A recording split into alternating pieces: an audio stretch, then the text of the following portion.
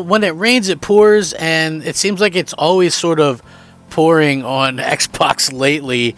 And in this particular instance, I really think that it's one of those things that obviously Microsoft has finally given in to some of the deep-rooted questions that a lot of people, the higher-ups and things, have been asking for a very long time. And in case you're wondering what that is, it's, very, very much one of those situations where Xbox is very much sharing their games with other platforms. And, that's sort of unfortunate in my opinion. I feel like, it's not a thing where, you don't want somebody else to play. It's just one of those things where you want gamers to really have something special with each platform. That's why they buy each platform. Like most gamers I know have a Xbox, a PlayStation, and a Switch, or at least a Xbox and a Switch, or a PlayStation and a Switch, right? They have more than one console. If there was no exclusives anywhere, there's no need to buy multiple consoles, right? And that's not a good thing. So, yeah, we would definitely see probably the death of some consoles in a relatively short amount of time. But with even all that being said, I want to talk about this. And yes, I did another video about it. Peter Moore, you guys know, used to be head of Xbox. Intelligent guy, talks about sort of the future of Xbox and sort of what's going on. But what's even more interesting is the fact that he's been pretty much open and honest about Microsoft's past, right? Like, this isn't some phony baloney stuff. This is like legit stuff. Like, he's talking about, Xbox and, their past and things like that. And, when you look at this and you go, man, they were even looking at doing this stuff back then. Well, what really held them out of doing something like this? Right? So he's talking about something like Halo on PlayStation, and he says that it's something that Xbox has considered for a long time. Now, listen to me, right? The minute you put Halo, and listen, like, I wonder, it's like, does Nintendo ever think Zelda on PlayStation? That would make us billions. Or, PlayStation go, hey, Spider-Man on Xbox. That could make us hundreds of millions, right? Like, do these companies actually think like that? I think that's a very good question. As a business, Microsoft regularly considers what it could do to make the most possible money and improve its size, profile, and reputation of its brand. And one idea the company contemplating was bringing Halo to PlayStation. This is a thing that we've heard rumored multiple times where they've almost pulled the trigger. Former Xbox executive Peter Moore told IGN that Microsoft years ago had conversations about Halo on PlayStation, adding that Microsoft was constantly considering its options. Microsoft even hired the consultancy company McKinsey to create a war game scenario where a Microsoft executive spent a couple days on a retreat trying to better understand the competition.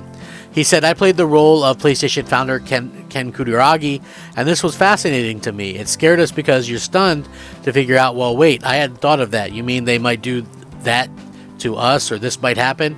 And so you're constantly thinking about every scenario. As ridiculous or disruptive or radical as it sounds, you absolutely have to. For Halo specifically, Moore said Microsoft might be running the numbers now and wondering if it makes sense financially to bring a franchise like Halo to PlayStation. Beyond the potential money to be made, there are reputation and brand considerations at play, Moore said. If Microsoft says, wait, we're doing $250 million on our own platforms, but if then we took Halo as, let's say, a third party, we could do $1 billion, you got to think long-term and long and hard about it. I mean, you just got to go, yeah, should it be kept? It's a piece of intellectual property. It's bigger than just a game. And now do you leverage that?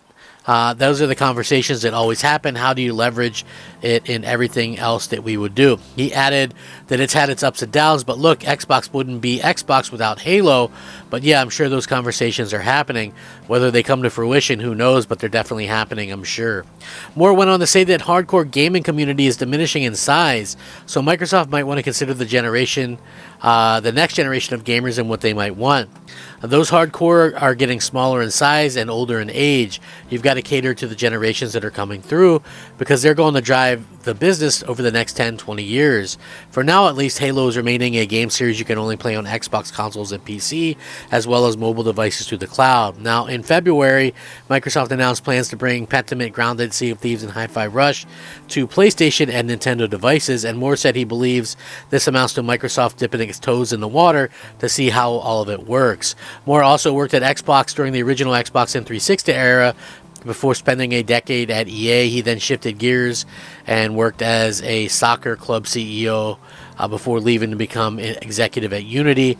He left in 2023 and is now an owner of Santa Barbara Sky League One team, which begins competition in 2025. So again, I look at him and I look at something that, is he would know, I mean, as the CEO of Xbox. But it's like, I think that literally the second you have Halo on a PlayStation is pretty much the second Xbox is officially dead, right? Like that would be, I think, pretty much the end of that. Just to be honest, it's like there is no more. It's like the second Sonic the Hedgehog was on a Nintendo, that was the end of Sega. Like it just is like there is no way to come back from that. It's done.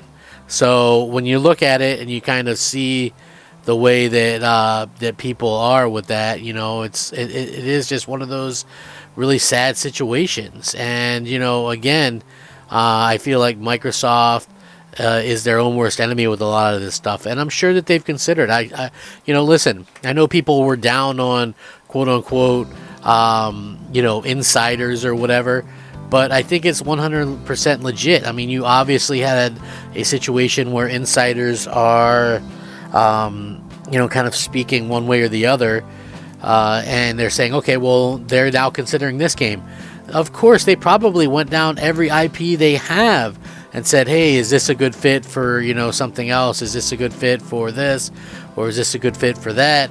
That's obviously what they did. I mean, do we even need to sit there and kind of question that at this particular time? I don't think we need to. I think honestly everything Microsoft does is centered around how much money can they make, and that's what they care most about. They want to go out there and make the money. Obviously Peter Moore, I think, is intelligent enough to understand where sort of brand identity and that kind of stuff how it lies in with these consoles and stuff. Like does Phil Spencer, though? Like that would be a big question that I had personally, because they let like Sea of Thieves go to PlayStation, and that had been actually bigger than Halo or Gears of War lately. So again, we are definitely in changing times, but what exactly is going to change? I think all of us kind of want to know what the future holds. I know I personally would. I hate, I like knowing where I stand, right? No matter what it is, you like to know where you stand, as opposed to, the negativity and just not knowing. I think not knowing is brutal, and I hate it. So I would rather know for sure what Xbox's plans are than to just keep guessing. Anyway, with that being said, let me know what you guys think. Rack 'em up. Crap Gamer out.